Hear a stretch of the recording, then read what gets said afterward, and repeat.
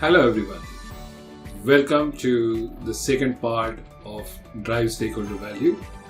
I'm very happy to be here and it gives me a great pleasure to introduce this subject. If you recollect, last time when we spoke about two aspects.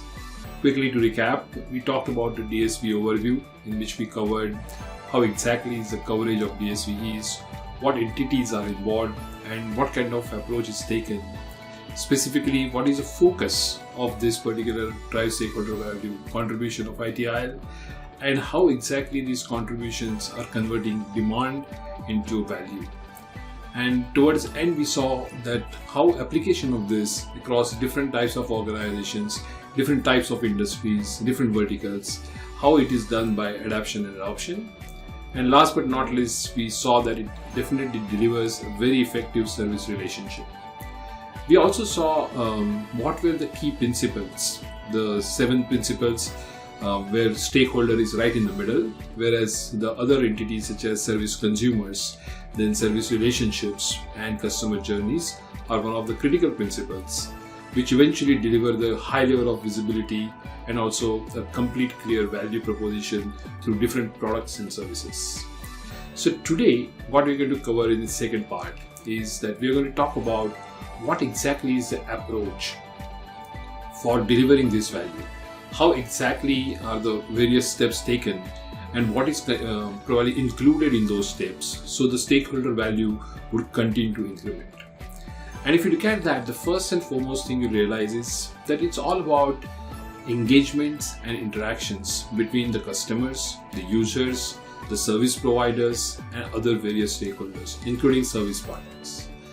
This happens along with the customer journey, which is the exact approach taken for this particular driving stakeholder value through communication. And also these relationships are focused towards creating value or co-creating value with each of these stakeholders. So if you look at the first step of the customer journey, which is explore, is about understanding the various markets and also understanding which are the stakeholders in those markets.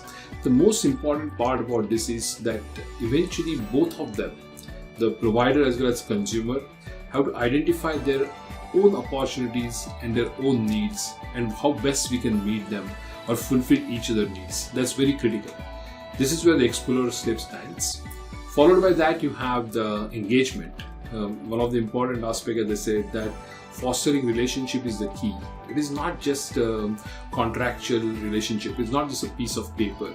It's about knowing your service consumer, knowing very specifically what kind of functionalities are they expecting, what kind of emotional relationship has to be established, and it just goes beyond service provider and service consumer alone. Then if you see the next step of the journey, which is about offer, making sure that you kind of give a proper shape to its demand and also build those service offerings which are appropriate, apt for the service consumers. In this scenario, what also happens is that you must have a clear-cut business case. There must be a proper articulation and proper demand which has to be matched with the appropriate amount of services and products and offers. Then if you see the next step, which is more or less agreement between both the parties, wherein it has to be very clear that what are the expectations of this service, how is the service going to be consumed, what benefits customer is trying to receive, what kind of limitations are agreeable at the point of start itself, so that there is a complete agreement on the scope and quality of the service. Then you move on to the next step where once agreement is already in place, then the service consumers are then brought onto the actual onboard onto the service. And this is a time when, as a matter of fact, where rubber meets the road, right? And this is where place where you understand what kind of transition is required, what kind of integrations are required, how exactly is the integration or separation of the old probably service providers or the old services has to be done. It's a very, very critical phase. If you ask me, because this is where rubber meets the road, this is where the reality probably gets in, and very, very important step. Then you also continue once the services are launched and the consumers are on board, then co-creation of the value starts. And this happens through small sets of interaction because now the consumer has got accessibility to all the resources and the products which are there under this service or product.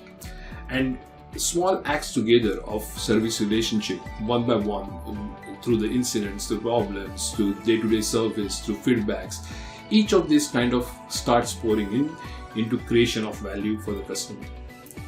And lastly, this value must be captured, because as the value is being created, the value must be captured, and the organizations must realize that how these services are contributing to their end goal. So these are the steps which are along with the customer journey. Driving stakeholder value is being used to implement.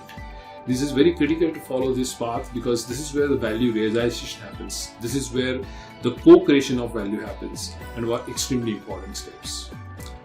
I hope you are enjoying watching this presentation. Thank you so much for watching, and I hope this is giving you a clear-cut idea how Drive Stakeholder Value creates value by fostering relationship, keeping the customers engaged, and eventually have a completely beneficial relationship with the service provider. Thank you so much for watching. You can take more information from us on this website which is mentioned here, or also you can always mail us on the address given here. Thank you again, and have a good day. Bye-bye.